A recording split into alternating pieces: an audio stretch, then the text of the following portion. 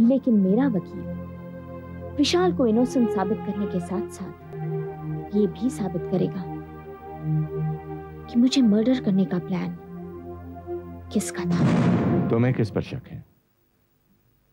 मैं कैसे किसी पर शक कर सकती हूँ? तुम्हारे दुश्मन भी तो हैं। हो सकता है ये काम दुश्मनों के दुश्मनों का हो, उनका भी पता चल जाएगा। वज्जला, मैं तुम्हारे साथ ऊंची आवाज में बात जरूर करता हूं, लेकिन इसका मतलब ये नहीं कि मेरे दिल की गहराइयों के अंदर तुम्हारे लिए प्यार नहीं है।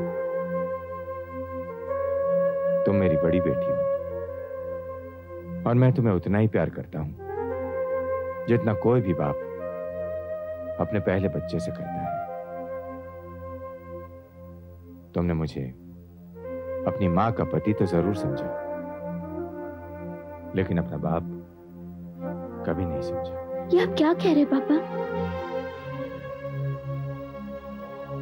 कभी कोई फरमाइश नहीं की, कभी ये नहीं कहा कि मुझे ये चाहिए, उस चीज की जरूरत है। दूसरे बच्चों की तरह कुछ हासिल करने के लिए जिद नहीं की, मां की शिकायत नहीं की। कभी ये नहीं कहा कि दूसरे बच्चों के डैडी छुट्टियों में बाहर ले जाते हैं, आप भी ले चलिए। कभी बीमार हुई तो ये नहीं कहा कि डैडी पास बैठिए। क्या तुमने बचपन से ही फैसला कर लिया था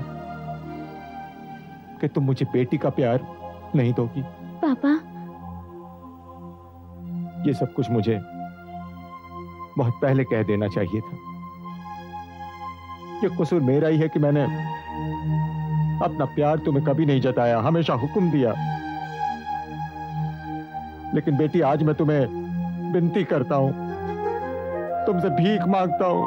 प्लीज पापा। बेटी, मैं तुम्हें खोना नहीं चाहता। तुम मुझसे दूर रहो, मुझे मंजूर है।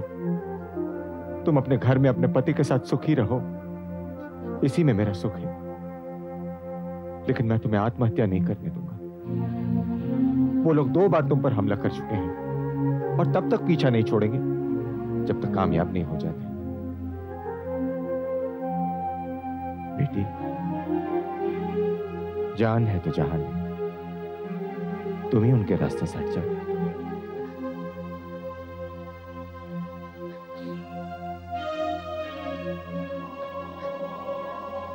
आप चिंता न करें पापा, सब ठीक हो जाएगा।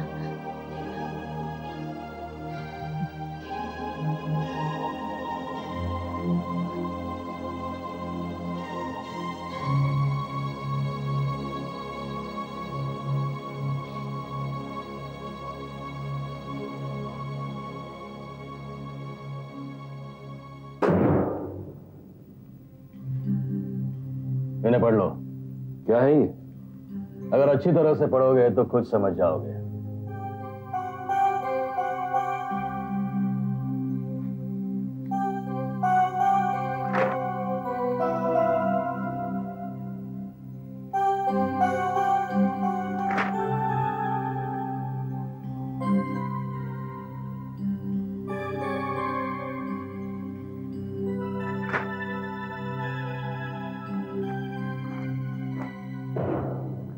मैंने अभी इन पर दस्तखत नहीं किए हैं। अगर तुम्हें मेरी शर्तें मंजूर ना हो तो तुम मेरे घर, मेरे बिजनेस और अपने शान और शौकत से बेदखल कर दिए जाओगे। मुझे आपकी एक भी शर्त मंजूर नहीं है।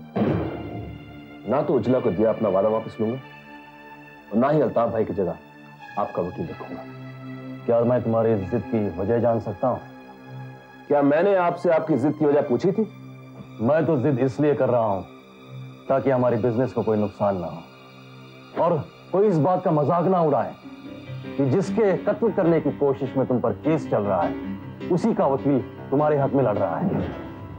लोग इस बात में हैरान जरूर होंगे लेकिन मजाक नहीं उड़ाएंगे। उजला ने मुझे अपना वकील दिया है, ये बात लोगों को सोचने पर मजबूर कर देगी तो पुलिस इंस्पेक्टर ने मुझ पर गलत इल्जाम लगाया है। लोग तो ये सोचने पर भी मजबूर हो जाएंगे कि उनकी लाडली प्यारी नेता कोई देवी नहीं है, वो भी दिल रखती है और अपने इंडस्ट्रियल इस दुश्मन के बेटे से प्यार करती है। ऐसा सिर्फ वो लोग सोचेंगे जिनके चाल चलन का म्यार बहुत गिरा हुआ है।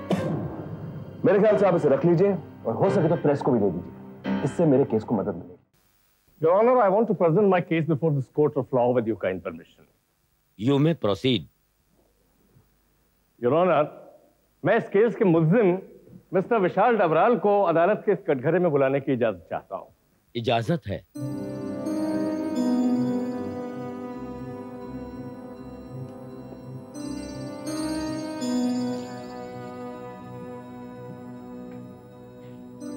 Your Honor, मुल्जिम विशाल डबराल प्रसिद्ध उद्योगपति मिस्टर धर्मराज डबराल के साहबजादे हैं। इन पर इल्जाम यह है कि इन्होंने मिसेस उज्ज्वला ठाकुर पर कातिलाना हमला प्लान किया। योर ऑनर, उस रोज मिसेस उज्ज्वला ठाकुर पार्लियामेंट में एक बिल पेश करने जा रही थी। वो बिल उन इंडस्ट्रीज के बारे में था जिनकी फैक्ट्रियां झील के किनारे हैं और जिनके वेस्ट प्रोडक्ट से झील का पानी पॉल्यूट होता है। मैं अदालत को यह वाज़ेह करना चाहता हूं योर ऑनर कि जितनी भी फैक्ट्रियां इस झील के किनारे हैं उसमें मिस्टर विशाल डबराल की इंडस्ट्री सबसे ज्यादा बड़ी है, लिहाजा इसका प्रोडक्शन भी सबसे ज्यादा है, प्रॉफिटेबिलिटी भी सबसे ज्यादा है और इसके वेस्ट प्रोडक्ट से पॉल्यूशन भी इस झील में सबसे ज्यादा होता है। नेचुरली योर ऑनर, अगर ये बिल पास हो जाता तो सबसे ज्यादा नुकसान भी इसमें मिस्टर विशाल डबराल का ही होने वाला था। नेचुरली ये चीज इनको पसंद नहीं आई और एक शातिर मुजरिम होने के नाते इन्होंने बहुत अच्छी तरह समझ लिया कि अगर मिसेस ठाकुर पर कातिलाना हमला होता है तो शक की सुई सीधी इन्हीं की तरफ जाएगी। इसलिए अपने बचाव के लिए इन्होंने अपने पैरों के निशान पर पहले ही मिट्टी डालना शुरू कर दिया। अपनी बीवी को इन्होंने उसी रोज वारदात की सुबह मिसेस ठाकुर के घर पर भेजा, ये कहने के लिए कि उन पर कातिलाना हमला हो सकता है। वारदात से पहले मुल्जिम ये साबित करना चाहता था कि उसके ताल्लुकात अब भी मिसेस ठाकुर से बहुत दोस्ताना, बहुत करीबी है। I want to make this point very clear to your honour. मुल्जिम के मिसेस ठाकुर से दोस्ताना और करीबी ताल्लुकात बहुत अरसे से थे, यानी कॉलेज के जमाने से। दरअसल मुल्जिम मिसेस ठाकुर से शादी भी करना चाहता था, लेकिन उनके इनकार कर देने के बाद उसने उनकी खास सहेली विनी से शादी कर ली। फिर भी शादी के बाद भी दोनों के दोस्ताना ताल्लुकात बरकरार रहे। जाहिर है योर ऑनर कि जब मिसेस उज्ज्वला ठाकुर ने गंदगी फैलाने वाली कंपनियों के खिलाफ यह अभियान शुरू किया तो मुल्जिम को यह बात पसंद नहीं आई। हालांकि मुल्जिम ये बहुत अच्छी तरह जानता था कि अगर मिसेस उज्ज्वला ठाकुर पर हमला होता है और इस हमले में उनकी जान जाती है तो शक सीधा मुल्जिम पर ही जाएगा। यही वजह है कि वारदात के दिन सुबह ही मुल्जिम ने अपनी बीवी को मिसेस ठाकुर के घर पर भेजा, ये बताने के लिए कि उनकी जान पर प्राणघातक हमला हो सकता है, और उसी रोज हमला हुआ योर ऑनर। इस हमले में इंद्रजीत बहुत बुरी तरह से जख्मी हुए। अपनी हमदर्दी जताने के लिए मुल्जिम अस्पताल गया। वहां पर जब प्रेस रिपोर्टर्स ने मुल्जिम से इसके और मिसेस ठाकुर के संबंधों के बारे में तीखे सवाल किए तो मुल्जिम ने उनके साथ गाली गलौज की, मारपीट भी की your honour. Police inspector Roy से भी ये बहुत बदतमीजी से पेश आया और इनसे कहा कि अपनी ड्यूटी ठीक से नहीं निभा रहे हैं। मुल्जिम पर सिर्फ ये इल्जाम नहीं है कि उसने मिसेस ठाकुर पर कातिलाना हमला प्लान किया, बल्कि ये भी कि 2 बार इसने मुजरिमों पर हमला किया, उन्हें कत्ल करने की कोशिश की। एक बार इसकी कोशिश इंस्पेक्टर रॉय ने नाकामयाब कर दी योर ऑनर, लेकिन दूसरी बार ये कामयाब हो गया your honour. This is the story in brief. Thank you. Mister defence counsel, interrogation शुरू होने से पहले क्या आप प्रोसिक्यूटर के बयान के बारे में कुछ कहना चाहते हैं? योर ऑनर, प्रोसिक्यूटर साहब ने जो कुछ भी कहा उनमें से 100% बातें मनगढ़ंत या सुनी सुनाई हैं। ऐसी बातें जिनका सबूत न तो इनके पास और न किसी और के पास होगा कि ऐसा हुआ था। क्या आप तफसील से कह सकते हैं? मैं प्रोसिक्यूटर साहब से ये पूछना चाहूंगा, क्या ये विशाल डबराल और उज्ज्वला ठाकुर के कॉलेज में पढ़ते थे, जिससे इन्हें इस बात का इल्म है कि विशाल डबराल उज्ज्वला ठाकुर से शादी करना चाहते थे? Order order order. जी मैं उस वक्त कॉलेज में तो नहीं था, लेकिन ये बात तो सभी जानते हैं। कैसे? मैंने तो सुना है कि सुना है? मेरा मतलब है योर ऑनर, यानी कि आप सुनी सुनाई बातें कोर्ट में दोहरा रहे हैं। तो फिर आपने ये भी जरूर सुना होगा कि विशाल डबराल झील के किनारे सबसे बड़ी फैक्ट्री के मालिक हैं। But this is a fact your honour. मैं ये बात खुद मुल्जिम के मुंह से सुनना चाहूंगा। आप बोलिए मिस्टर डबराल, क्या आप डबराल केमिकल्स के मालिक नहीं है? वो फैक्ट्री मेरी नहीं है, मैं उसका मालिक नहीं हूं, मैनेजिंग डायरेक्टर हूं। मान लिया कि आप सिर्फ एमडी हैं, लेकिन मालिक तो आपके पिताजी हैं। बेशक मेरे पिताजी हैं, पर योर ऑनर बिजनेस के मामले में मेरा मेरे पिताजी के साथ सिर्फ मालिक और एमडी का रिलेशनशिप है। मैं उस फैक्ट्री से प्रॉफिट नहीं लेता, सिर्फ तनख्वाह पाता हूं। लेकिन फैक्ट्री बंद होने से आपकी तनख्वाह तो बंद हो जाती, तो इससे आपको कोई परेशानी नहीं होती? परेशानी मालिक को होती, मुझे बस 1-2 महीने तकलीफ होती, and since I am chemical engineer मुझे कहीं ना कहीं नौकरी मिल जाती। यानी आपके लिए फैक्ट्री का बंद होना कोई तकलीफ की बात नहीं, बल्कि मुझे खुशी होती, और उसका सबूत है वो ब्लूप्रिंट जो ऑलरेडी मैं अपने पिताजी को दे चुका हूं। ये ब्लूप्रिंट मुझे मिसेस ठाकुर ने दिया है, और इसमें उन कॉटेज इंडस्ट्रीज की लिस्ट है जो केमिकल प्लांट बंद होने के बाद हम वहां लगा सकते हैं। अगर ऐसा है मिस्टर डबराल, तो आपने नौकरी छोड़कर ये कॉटेज इंडस्ट्री क्यों नहीं लगाई? मैं आपसे पहले भी कह चुका हूं, मैं इस फैक्ट्री का मालिक नहीं हूं। एनीवे, आपके पास कोई ऐसा सबूत है जिससे जाहिर हो सके कि आप वाकई कॉटेज इंडस्ट्री लगाने की कोशिश कर रहे थे? योर ऑनर, प्रोसिक्यूटर साहब के लिए विशाल डबराल का बयान काफी नहीं है, इसलिए मैं मिस डायना फर्नांडिस को विटनेस बॉक्स में बुलाने की आज्ञा चाहता हूं। You may proceed. Diana Fernandes हाजिर हो।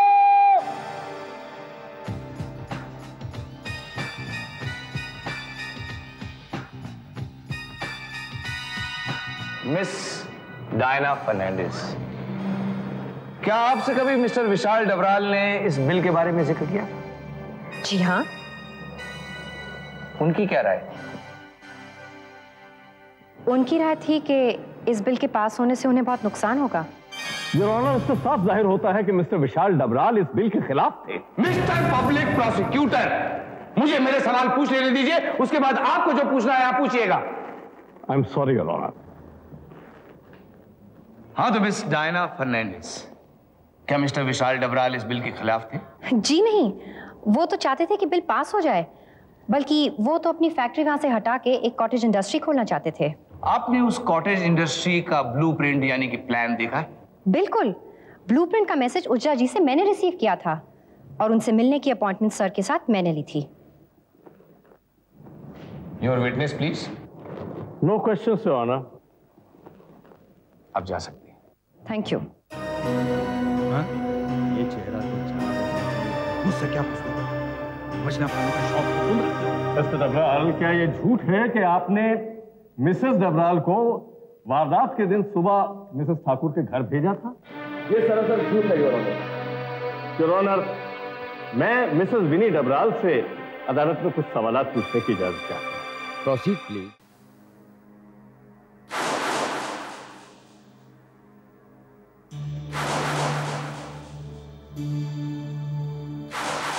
मैं जो कुछ कहूंगी सच कहूंगी, सच के सिवा कुछ नहीं कहूंगी। मिसेस विनी डबराल, क्या ये सच है कि वारदात की सुबह आप मिसेस ठाकुर के घर गई थी? जी हाँ, सच है। क्या पूछने गई? मैं उन्हें आगाह करने गई थी कि उसकी जान पर खतरा है, खबरदार रहे। उन्होंने क्या कहा? यही कि सरकार ने ऑलरेडी उसकी सिक्योरिटी का बंदोबस्त किया हुआ है। अच्छा, वैसे आप क्या सोच रही थी कि वो क्या कहेंगी? I know her very well, मुझे पता था उसका यही जवाब होगा। जब आपको पता था तो फिर जाने की जरूरत क्यों थी? आपसे किसने कहा था? आपके पति ने कहा? I object, Your Honor. Mister public prosecutor Mrs Vini Dabral को लीड कर रहे हैं कि ये वही कहे जो ये चाहते हैं। Objection sustained. I am sorry your honour, मैं सवाल दूसरी तरह पूछने की कोशिश करूंगा। मिसेस विनी डबराल, जब आपको मालूम था कि मिसेस ठाकुर आपकी बात को सीरियसली नहीं लेंगी, तो फिर वहां जाने की जरूरत क्या थी? वो मेरा फर्ज था। आपको कैसे पता चला कि आज उन पर कातिलाना हमला होने वाला? मुझे विशाल ने बताया था। अच्छा, विशाल जी को कैसे पता चला? I don't know. आपने उनसे पूछा था उन्हें कैसे पता चला? नो, आई डोंट थिंक सो।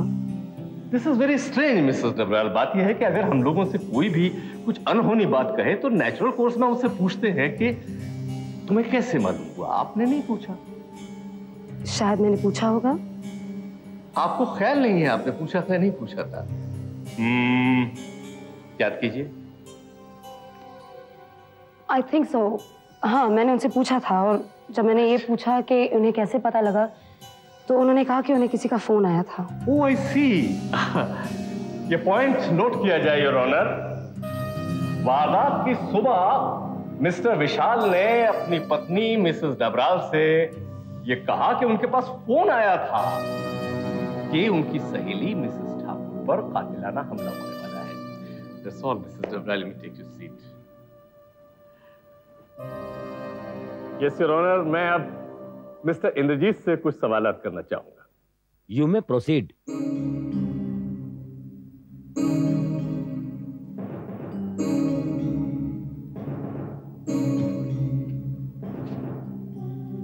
मैं जो कहूंगा सच कहूंगा, सच के सिवा कुछ नहीं कहूंगा। मिस्टर इंद्रजीत, आपको यह कैसे मालूम था कि मिसेस ठाकुर पर हमला होने वाला? हमारी नौकरानी ने मुझे फोन करके बताया था। जरा जोर से बोलिए मिस्टर इंद्रजीत, अदालत में सुना नहीं। हमारी नौकरानी ने मुझे फोन करके बताया था। अस्पताल से वापस आने के बाद आपने नौकरानी से पूछा नहीं कि उसे कैसे मालूम पड़ा? ये वो बता चुकी है कि उसे भी किसी का फोन आया था। उसने ये नहीं बताया कि किसका फोन आया था? फोन करने वाले ने अपना नाम नहीं दिया। That's all, Your Honor. You can take your seat, Mr. Indrajit. बड़ी अजीब बात है, Your Honor। इस वारदात की जानकारी तो सिर्फ उसी को हो सकती है जो इस वारदात में इन्वॉल्व हो, और जो शख्स इन्वॉल्व होगा वो क्यों सबको टेलीफोन करेगा कि वारदात होने वाली है? अगर अदालत मुझे 1 दिन का वक्त दे तो मैं उस शख्स को अदालत में पेश कर सकता हूं। ये केस कल तक के लिए एडजॉर्न किया जाता है।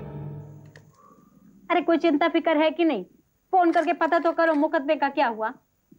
फोन सामने रखा है, उठाओ और डायल करो, कुछ सीखो भी। अरे ये मुझसे हलो हलो नहीं होती है। हलो करके दे देना, मैं बात कर लूंगी।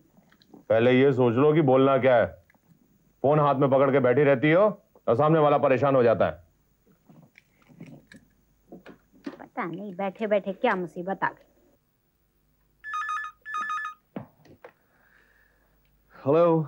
हाँ इंदर, केस शुरू हो गया? हाँ भैया, केस शुरू हो गया। हाँ, अरे लो अपनी भाभी से बात कर लो पहले।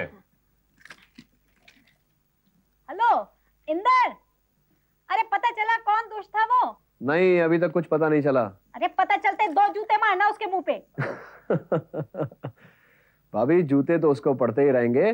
वैसे ये केस ये पता करने के लिए नहीं है कि दोस्त कौन था। तो भाभी, ये केस इसलिए लड़ा जा रहा है ताकि ये पता चले कि विशाल की इस कोशिश में हाथ थी या किसी और की। ये मुआ विशाल कौन आ गया? और ये पेपर वाले कितनी गंदी गंदी बातें लिख रहे हैं। अब भाभी, लोग गंदी बातें करते हैं तो उनको बातों करने से रोका तो नहीं जा सकता। लेकिन तू चिंता फिक्र मत करना। हाँ, मैं तेरे लिए रोज प्रार्थना करती हूँ कि वो मुआ पकड़ा जाए, फिर ऐसे नीच काम ना करे। धन्यवाद भाभी। जरा भैया को फोन देना। है? अच्छा लो, बेचारा तुमसे बात करेगा। हाँ इंदर बोलो। चिंटू आपको याद कर रहा था। अरे इंदर, मुझे भी उसकी बहुत याद आती है। मैंने तो तुमसे कहा था कि उसे मेरे साथ भेज दो। अब भैया, कहा तो था, लेकिन माँ के आगे किसकी चलती है। वैसे उजला ने कहा है कि इन छुट्टियों में चिंटू को जरूर गांव भेजेगी। अच्छा है, गांव में उसे अच्छा लगेगा। और हाँ इंदर, केस का क्या हुआ? भैया, कल फिर से सुनवाई है।